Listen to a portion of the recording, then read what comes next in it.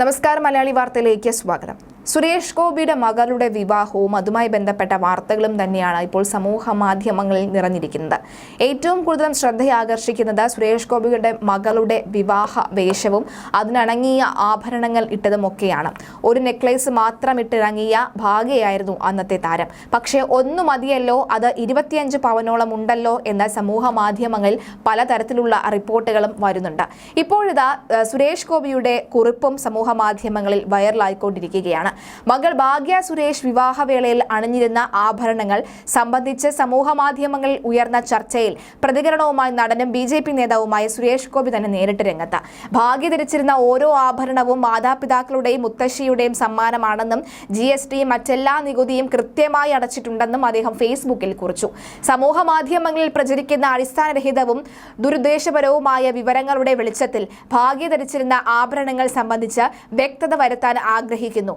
ഓരോ ആഭരണങ്ങളും അവരുടെ മാതാപിതാക്കളുടെയും മുത്തശ്ശിയുടെയും സമ്മാനമാണ്. GST മറ്റെല്ലാ നികുതികളും കൃത്യമായി അടച്ചിട്ടുണ്ട്.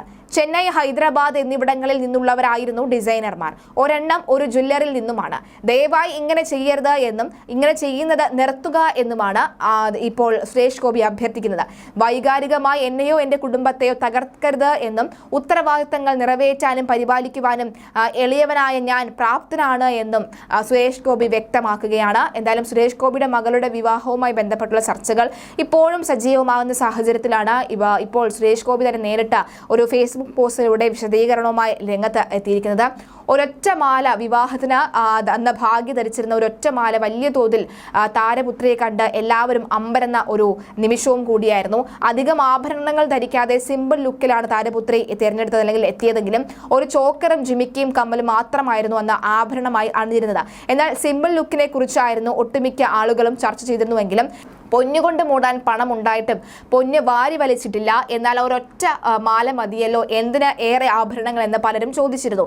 ഇതിനാണ് ഇപ്പോൾ കൃത്യമായ മറുപടിയുമായി സുരേഷ് ഗോപി എത്തിയത്. ഇതിനൊക്കെ തന്നെ GSTയും അതുപോലെ തന്നെ എല്ലാ കേന്ദ്രങ്ങൾക്കൊക്കെ തന്നെ എവിടെയൊക്കെയാണോ ഇതിന് പണം അടക്കേണ്ടത് അതെല്ലാം അടച്ച് നികുതിയെല്ലാം അടച്ചതിന് ശേഷമാണ് ഇത് സമ്മാനമായി ഭാഗ്യയ്ക്ക് നൽകിയത്, മകൾക്ക് നൽകിയത് എന്നാണ് സുരേഷ് ഗോപി പറഞ്ഞത്. അധികം എന്തിന് ഇടണം, അത്രയും അമൂല്യമായ ഒരു ചോക്കറാണ് ഭാഗ്യ അണിഞ്ഞിരുന്നത്. വില കൂടിയ രത്നങ്ങൾ പതിപ്പിച്ച് സ്പെഷ്യൽ ബീഡിംഗിൽ ആണ് ഭാഗ്യയുടെ നെക്ലേസ് രൂപകൽപ്പന ചെയ്തിരിക്കുന്നത്.